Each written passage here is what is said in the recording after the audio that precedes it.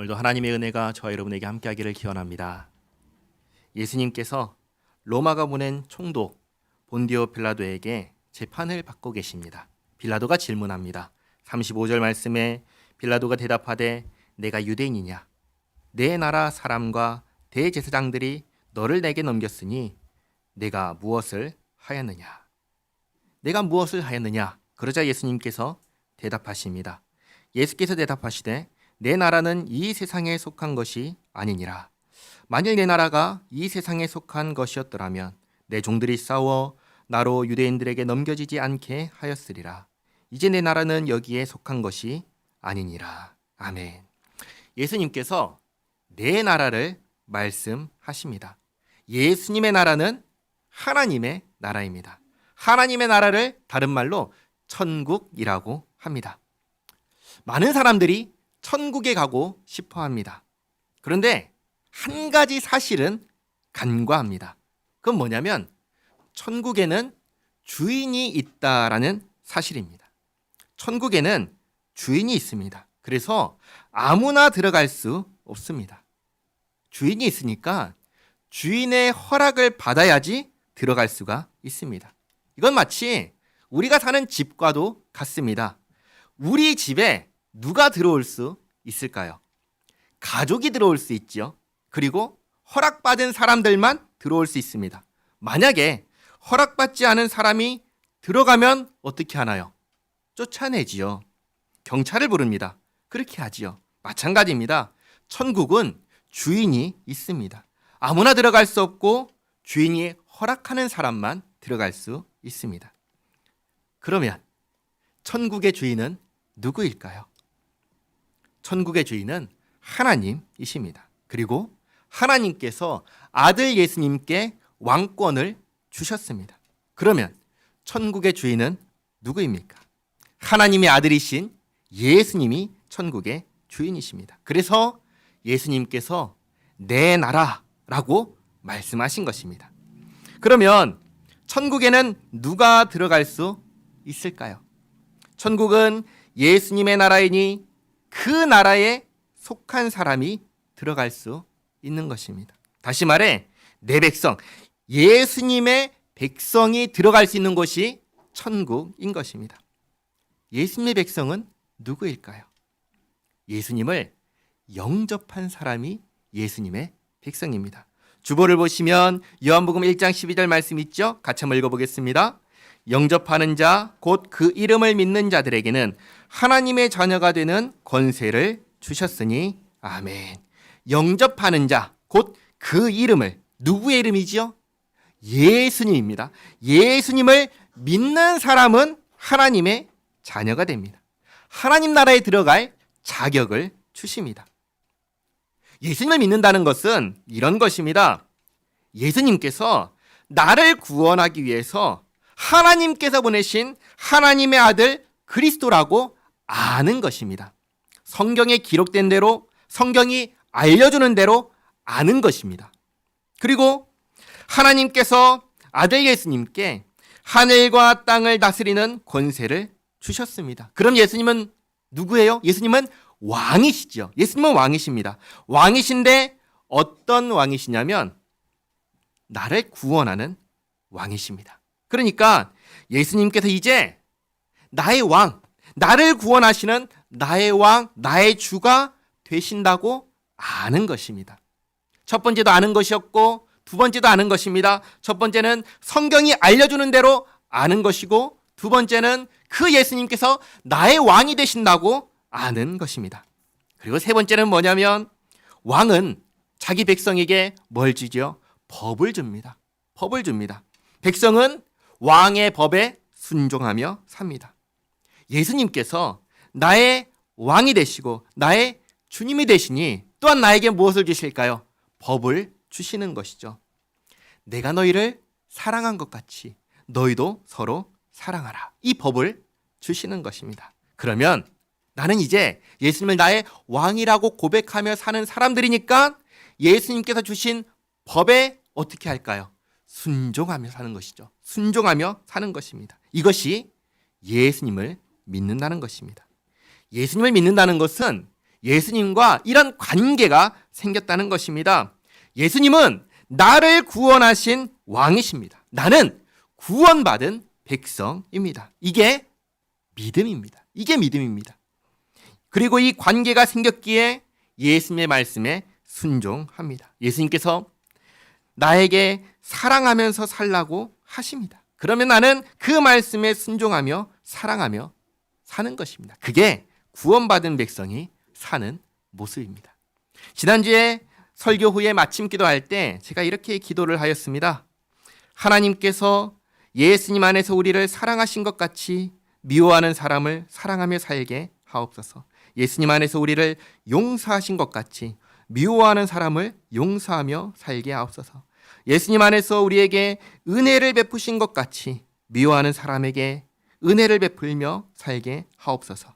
화를 내지 않고 용서하며 내일을 걱정하지 않고 하나님의 돌보심에 감사하며 이웃에게 친절하게 대하고 내게 주어진 현실을 성실하게 살게 하옵소서. 지난주에 이렇게 기도를 했어요. 이 기도문을 홈페이지에 올려놨거든요. 그걸 참고해서 보시기 바랍니다. 나는 누구입니까? 나는 예수 믿는 사람입니다. 내 주인은 예수님이십니까? 내 주인은 예수님이십니까? 그래서 나는 예수 믿는 사람으로 예수님께서 말씀하신 대로 살아가려고 합니까? 이것이 우리에게 있기를 바랍니다. 예수님께서 지금 내 나라를 말씀하십니다. 그러면 예수님은 누구십니까? 나라가 있으니 예수님은 왕이시지요. 예수님은 왕이십니다. 그래서 예수님의 이 대답을 듣고 빌라도가 이렇게 말합니다. 37절에 빌라도가 이르되 그러면 네가 왕이 아니냐? 예수께서 대답하시되 내 말과 같이 내가 왕이니라. 아주 분명하게 말씀하십니다. 예수님은 왕이십니다. 그런데 어떤 왕이시라고 했죠? 구원하시는 왕이십니다. 구원하시는 왕이십니다. 그래서 37절 하반절에 내가 이를 위하여 태어났으며 이를 위하여 세상에 왔나니. 예수님께서 무엇을 위해서 태어나셨고 예수님께서 무엇을 위해서 세상에 오셨습니까? 구원하기 위해서 오셨습니다. 구원하기 위해서 태어나셨고 구원하기 위해서 세상에 오셨습니다. 구원입니다. 구원은 무엇입니까? 무엇으로부터의 구원입니까? 구원은 죄로부터의 구원입니다. 죄는 무엇인가요? 죄는 하나님께 불순종하고 하나님을 떠나는 것입니다. 마치 백성이 왕에게 불순종하고 왕을 떠나는 것과 같습니다. 그러면 백성이 왕을 떠나면 어떻게 될까요? 백성이 왕의 말을 듣지 않고 왕을 떠나면 그 백성은 왕에게 어떤 존재인가요? 반역자지요. 반역을 하면 어떻게 될까요? 죽든지 추방을 당하든지 그렇게 되지 않겠어요? 잘 보시기 바랍니다. 하나님께서 우리가 사는 이 세상을 창조하셨습니다. 우리가 자연이라고 부르는 우주라고 부르는 이 모든 것을 삼라만상을 다 하나님께서 창조하셨습니다. 그리고 하나님께서 사람을 하나님의 형상을 따라 창조하셨습니다. 그리고 사람에게 이 세상을 다스리게 하셨습니다. 그러면 사람은 이 세상을 어떻게 다스릴까요? 하나님의 형상대로 창조받은 사람이니까 이 세상을 누구처럼 다스리죠? 하나님처럼, 하나님을 따라서 다스리는 것이죠. 하나님께서 원하시는 대로 이 세상을 다스리는 존재가 사람입니다. 그렇게 하나님은 사람을 하나님을 대신하여 하나님께서 창조하신 세상을 다스리는 존재로 창조하셨습니다. 그래서 하나님과 사람과 세상이 이 관계 속에 있을 때 하나님께서는 사람을 창조하시고 사람은 하나님의 뜻대로 이 세상을 다스리는 이 관계에 있을 때 너무나 평화로웠습니다. 너무나 행복했습니다. 그런데 어느 날 사람이 하나님의 말씀에 불순종합니다. 하나님께서 미리 경고하셨습니다. 이것 하면 안 된다. 이것 하면은 반드시 죽는다. 그런데 사람이 하지 말라고 하신 것을, 하나님께서 하지 말라고 하신 것을 합니다. 하나님께 불순종한 것이죠. 그 결과 흔히 말하는 대로 낙원에서 너무나 행복한 그곳에서 쫓겨납니다. 하나님께서 분명하게 죽는다라고 하셨는데 죽지 않고 추방하십니다. 하나님께서 세상을 만드셨습니다. 그러면 이 세상은 자기 스스로 저절로 돌아갈까요? 아니면 하나님께서 돌아가게 해주셔야지 돌아갈까요? 이 세상은 하나님께서 만드셨기에 하나님께서 끊임없이 돌아가게 해주셔야지 돌아갑니다. 이 세상은 자기 스스로 존재하는 세상이 아니에요. 만약에 자기 스스로 존재하는 거라면 하나님께서 간섭하지 않으셔도 자기 스스로 움직이고 자기 스스로 살 수 있어야 돼요. 그러나 그렇지 않아요. 이 세상은 하나님께서 만드신 것이기 때문에 하나님께서 끊임없이 존재하게 해주셔야지 존재할 수가 있습니다. 이걸 뭐라고 하냐면 일반 은혜라고 말합니다. 예를 들어 볼게요. 이 리모컨이 있죠. 이 리모컨이 이 공간에 이렇게 떠 있으려면 어떻게 하면 될까요? 붙잡고 있어야겠죠. 근데 제가 이것을 딱 놓습니다. 그럼 이거 어떻게 될까요? 떨어지겠죠. 마찬가지예요. 하나님께서 이 세상을 만드셨기 때문에 하나님께서 이 만드신 것을 유지하고 보존하여 주시는 이 손길을 거두시면 그 순간 없어지는 거예요. 그러나 하나님께서 계속해서 존재할 수 있도록 붙잡아 주시기에 이 세상에 이렇게 존재할 수가 있는 것입니다. 이게 일반 은혜라고 말씀을 드렸습니다. 사람이 하나님을 떠나서 이 낙원에서 추방되었습니다. 그러면 추방된 사람을 하나님께서 이렇게 붙잡아 주시고 돌보아 주실 필요가 있나요? 없나요? 없지요. 왜요? 하나님께 불순종하고 하나님을 반역하고 하나님을 떠났으니까. 하나님께서 더 이상 리모컨을 이렇게 붙잡아 주시는 것 같이 사람을 돌보시고 붙잡아 주실 필요가 없어요. 그런데 놀랍게도 하나님께서 추방됐지만 그럼에도 불구하고 사람을 죽지 않도록 돌봐주십니다. 보살펴주십니다. 그래서 씨를 뿌리면 뭐가 맺히죠? 열매가 맺히죠. 낮이 되면 해가 비치고 밤이 되면 달이 뜨죠. 그게 다 하나님께서 베풀어 주시는 은혜입니다. 먹을 것을 얻을 수 있게 하시고 마실 것을 마실 수 있게 하십니다. 하나님께서 베풀어 주시는 은혜입니다. 일반적인 은혜입니다. 모든 사람에게 공평하게 베풀어 주시는 은혜입니다. 비록 추방되었지만 죽지 않고 살게 하신 것입니다. 그러나 추방된 곳에서의 삶은 영원하지 않습니다. 결국은 죽습니다. 끝이 있습니다. 죽기 전에 사람은 다시 하나님께로 돌아와야 합니다. 그래야지 삽니다. 그런데 누구도 하나님께 돌아오려고 하지 않습니다. 하나님을 찾는 사람이 있을까요? 아니요. 아무도 하나님을 찾지 않습니다. 하나님께서 은혜를 베풀어 주심에도 불구하고 자기에게 주어진 모든 혜택들이 당연한 거라고 생각합니다. 그리고 하나님께 돌아오려고 하지 않으니까 이 세상에서 주인은 누구이겠습니까? 하나님이 아니라 사람이라고 생각하는 것입니다. 내가 주인이라고 생각하며 살다가 그러다 끝에는 어떻게 되죠? 피할 수 없는 죽음 앞에서 죽고야 맙니다. 죽으면 어떻게 되나요? 그렇게 죽으면 어떻게 될까요? 하나님을 떠난 사람이 사는 이 세상은 그래도 하나님께서 은혜를 베푸십니다. 일반 은혜가 있다고 말씀을 드렸습니다. 그러나 이 세상에서 하나님 찾지 않고 하나님께 돌아가지 않고 이 세상에서 내가 주인인 것처럼 살다가 죽으면 그 다음에는 더 이상 은혜를 베풀지 않으십니다. 그곳은 하나님을 떠난 사람들이 영원히 추방되는 곳입니다. 죄인을 향한 진노와 형벌만이 남은 곳입니다. 이곳이 어디인가요? 지옥입니다. 지옥은 이것이 없는 곳입니다. 무엇이 없을까요? 하나님의 은혜가 없는 곳입니다. 은혜가 없다는 것은 예를 들면 이렇습니다. 목이 마릅니다. 목이 마르면 뭐가 있으면 되죠? 물이 있으면 되죠. 지옥은 물을 마실 수가 없어요. 물이 없어요. 아무리 목말라도 물이 제공되지 않습니다. 예수님께서 알려주셨습니다. 누가복음 16장 24절 25절 말씀 주보에 있죠. 같이 한번 읽어보도록 하겠습니다. 불러 이르시되 아버지 아브라함이여 나를 긍휼히 여기사 나사로를 보내어 그 손가락 끝에 물을 찍어 내 혀를 서늘하게 하소서. 내가 이 불꽃 가운데서 괴로워하나이다. 아브라함이 이르되 예 너는 살았을 때 좋은 것을 받았고 나사로는 고난을 받았으니 이것을 기억하라. 이제 그는 여기서 위로를 받고 너는 괴로움을 받느니라. 아멘. 하나님을 떠난 사람, 하나님께로 돌아오지 않는 사람의 미래는 지옥밖에 없습니다. 그것은 목이 말라도 물을 주지 않는 것이에요.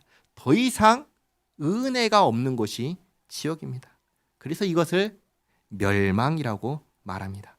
그러나 하나님께서 사람이 멸망하는 것을 기뻐하실까요? 저 죄인 꼴 좋다. 저렇게 되니까 너무나 상쾌하다. 그렇게 하실까요? 생각하실까요? 아니요. 하나님은 그런 하나님이 아니십니다. 하나님은 사람이 멸망하는 것을 기뻐하지 않으십니다. 그래서 아들 예수님을 보내주셨습니다. 멸망할 사람들을 구원하기 위해서 보내셨습니다. 그러나 이미 말씀드렸다시피 멸망할 사람은 아무도 스스로 하나님을 찾지 않습니다. 아무도 구원받으려고 생각하지 않습니다. 그러니까 이들을 구원하기 위해서 예수님을 보내주신 거예요.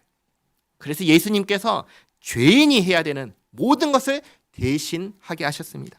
죄인이 받아야 할 형벌을 대신 받게 하시고 죄인이 이루어야 할 의를 대신 이루게 하셨습니다. 죄인들이 하지 않으니까 영원 무궁토록 죄인들은 그걸 할 생각이 없고 돌아올 마음도 없기 때문에 아들 예수님을 대신 보내주셔서 이들이 해야 될 것을 대신하게 하셨습니다. 예수님께서 죄인을 대신하여 다 하셨습니다. 그리고 마지막으로 구원받을 죄인에게 믿음을 주셨습니다. 그런데 이 믿음이 언제 사람에게서 나타나냐면 복음이 전해질 때입니다. 복음이 무엇일까요? 복음은 지금 말씀드렸던 이 사실입니다. 뭐냐면 예수님께서 나를 구원하셨다라는 소식입니다. 예수님께서 나를 구원하실 거야 이게 아니라 예수님께서 나를 구원하셨다라는 소식입니다. 이 소식을 들을 때 내가 구원받은 사람이라면 이 말씀이 받아들여집니다. 아, 예수님께서 나를 살려주셨구나. 예수님께서 나를 살려주셨구나. 이제 내가 살았구나. 이제 내가 살았구나. 이게 이어지는 말씀인데요. 요한복음 18장 37절 말씀. 곧 진리에 대하여 증언하려 함이로라. 무릇 진리에 속한 자는 내 음성을 듣느니라 하신대. 진리가 무엇인가요? 진리는 예수님이십니다. 예수님께서 구원자이시고 나를 구원하기 위해서 오셨습니다. 예수님에 대하여 들을 때 예수님께 속한 사람은, 예수님께서 믿음을 주신 사람은 예수님의 말씀을 듣고 예수님을 믿습니다. 여기서 항상 오해가 생깁니다. 어떤 오해가 생기는가? 누가 예수님을 믿을 수 있냐라는 이 질문에 하나님께서 믿음을 주신 사람이 예수님을 믿을 수 있다라고 말씀을 드렸습니다. 그러면 항상 이 질문을 합니다. 그러면 내가 예수님을 믿지 않는 이유는 하나님께서 내게 믿음을 주지 않으셨기 때문이다. 그러니까 누구 잘못이에요? 내 잘못이 아니라 하나님 잘못입니다. 이 얘기를 하는 것이죠. 그럴까요? 그렇지 않습니다. 하나님께서 믿음을 주지 않으셨기 때문에 믿지 않는 것이 아니라 하나님께서 내 인생에 개입하는 것이 싫기 때문에 내가 안 믿는 것입니다. 하나님께서 내 주인이 되는 것이 싫기 때문에 예수님 믿지 않는 것입니다. 그래서 하나님께서 개입하지 않으시고 하나님께서 간섭하지 않으시고 모든 사람들이 원하는 대로 자유를 주시면 그 자유를 가지고 하나님께로 가는 사람이 없는 거예요. 하나님께서 막으셔서 안 믿는 게 아닌 거예요. 내가 믿기 싫은 거예요. 내가 하나님이 싫은 거예요. 하나님께서 간섭하지 않는 사람은, 자연 상태에 있는 사람은 자기 의지로 하나님을 거절합니다. 이렇게 얘기하죠. 나는 힘이 있고 나는 능력이 있습니다. 나는 얼마든지 스스로 내 힘으로 살 수 있습니다. 그러니 나에게 예수님은 필요 없습니다. 그렇기에 예수님을 믿지 않는 것에 대한 책임은 하나님께 있는 것이 아니에요. 사람에게 있는 것입니다. 이것을 기억하시기 바랍니다. 예수님을 믿는다는 것은 예수님께서 나를 구원하기 위해서 하나님께서 보내신 하나님의 아들 그리스도로 아는 것과, 예수님께서 하나님께서 세우신 구원하시는 왕이시니까 나의 왕으로 아는 것과, 그리고 나의 왕이신 예수님께서 내게 하라고 하신 일을 하는 것입니다. 이게 믿음입니다. 예수님께서 이렇게 말씀하십니다. 진리에 대하여 증언하러 함이라. 그러자 빌라도가 말합니다. 38절에 빌라도가 이르되 진리가 무엇이냐 하더라. 진리가 무엇이죠? 다시 말씀드립니다. 진리는 예수님이십니다. 예수님께서 예수님에 대해서 증언하십니다. 무슨 말이냐면 예수님께서 내가 누구인지를 증언하시는 거예요. 예수님께서 자신을 하나님께서 보내신 하나님의 아들 그리스도라고 증언하시는 거예요. 그러면 예수님께 속한 사람은 예수님의 말씀을 듣고 예수님께서 그리스도시라는 것을 받아들입니다. 두 가지 말씀을 보겠습니다. 요한복음 14장 6절 말씀인데요. 같이 한번 읽어보도록 하겠습니다. 요한복음 14장 6절입니다. 예수께서 이르시되 내가 곧 길이요 진리요 생명이니 나로 말미암지 않고는 아버지께로 올 자가 없느니라. 아멘. 예수님께서 아주 분명하게 자신을 누구라고 말씀하시죠? 진리라고 말씀하셨습니다. 내가 진리다라고 얘기하셨습니다. 그리고 요한복음 8장 32절 말씀 같이 읽겠습니다. 진리를 알지니 진리가 너희를 자유롭게 하리라. 아멘. 이 말씀도 잘못 사용되는 말씀인데 잘 보시기 바랍니다. 진리를 알면 진리가 너희를 어떻게 한다고 하죠? 자유롭게 한다고 합니다. 그러면 진리는 무엇일까요? 진리는 너희를 자유롭게 하는 것입니다. 자유롭게 하는 진리는 무엇일까요?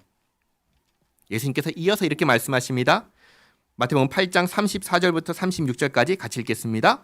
예수께서 대답하시되 진실로 진실로 너희에게 이르노니 죄를 범하는 자마다 죄의 종이라. 종은 영원히 집에 거하지 못하되 아들은 영원히 거하나니 그러므로 아들이 너희를 자유롭게 하면 너희가 참으로 자유로우리라. 아멘.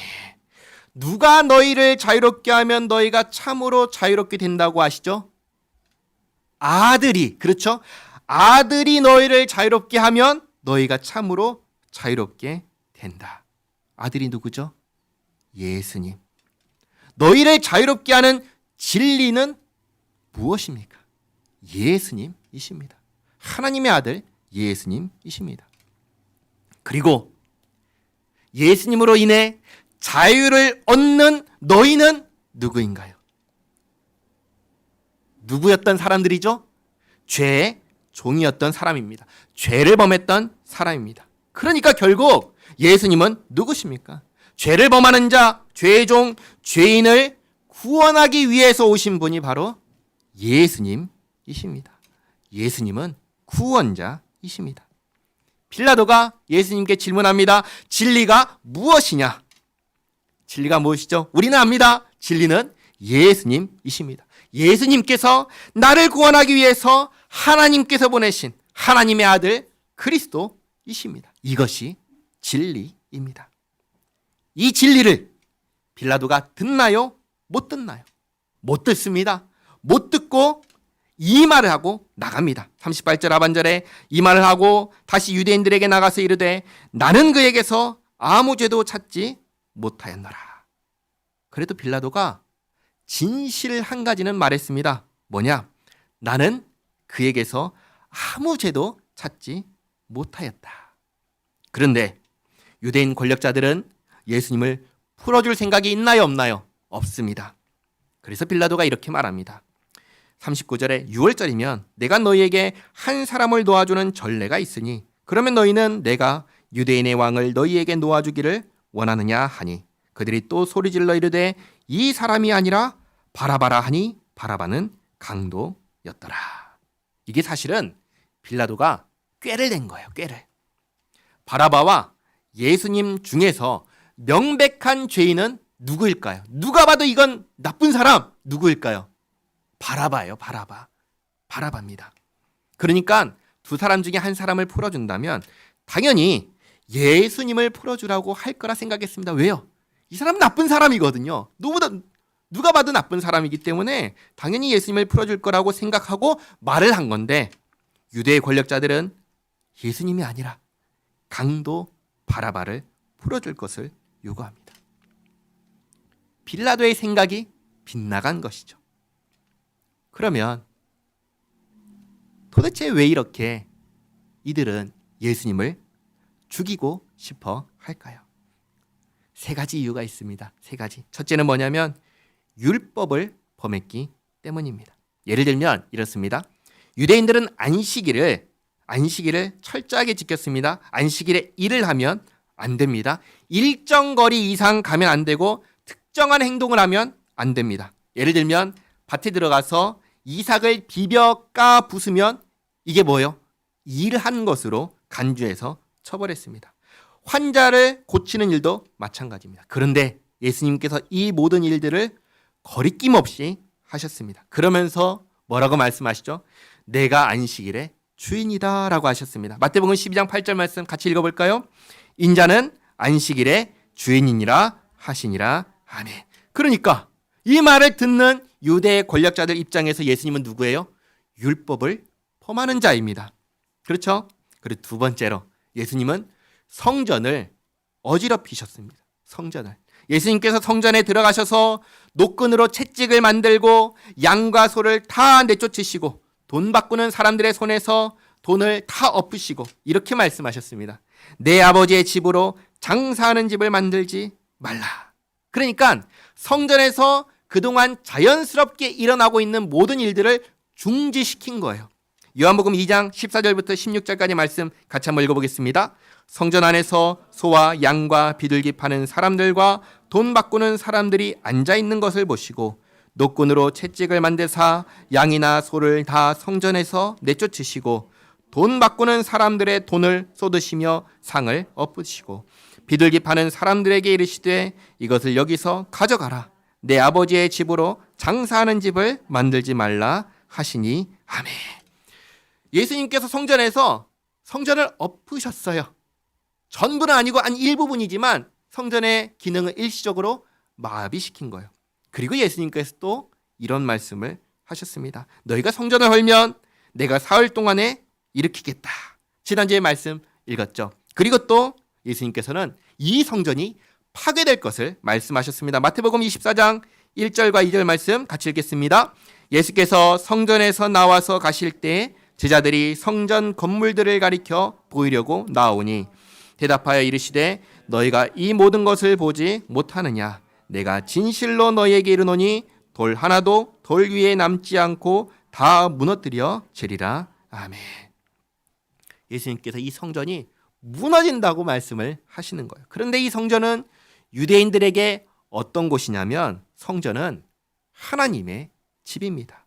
유대인들에게 성전은 신성한 곳, 거룩한 곳입니다. 그런데 그곳에서 난장을 피우고 파괴될 것을 말씀하시니 유대의 권력자들 눈에 예수님은 어떤 사람으로 보이겠습니까? 성전을 모독하는 자로 보이는 거예요. 그리고 세 번째로 예수님은 신성을 모독하셨다. 지난주에도 말씀드렸지만 예수님께서는 자신이 누구인지 분명하게 말씀하셨습니다. 유대인들은 예수님의 말씀을 듣고 오해하지 않았어요. 정확하게 예수님께서 의도하신 대로 이해했습니다. 요한복음 5장 18절 말씀 같이 한번 읽어볼까요? 유대인들이 이로 말미암아 더욱 예수를 죽이고자 하니 이는 안식일을 범할 뿐만 아니라 하나님을 자기의 친아버지라 하여 자기를 하나님과 동등으로 삼으심이러라. 아멘. 예수님은 아주 정확하게 내가 하나님의 아들이다 얘기하셨고 유대인들은 아주 정확하게 예수님께서 자신을 하나님의 아들 하나님이라고 얘기하셨다고 이해하고 알아들었습니다. 서로 간에 오해가 있나요? 없나요? 없습니다. 그러니까 유대의 권력자들 눈에 예수님은 사람이 되어서 자칭 하나님이라고 하는 신성 모독자로 여겨졌습니다. 그래서 이 세 가지 이유로 예수님을 어떻게든 죽이려고 했던 것입니다.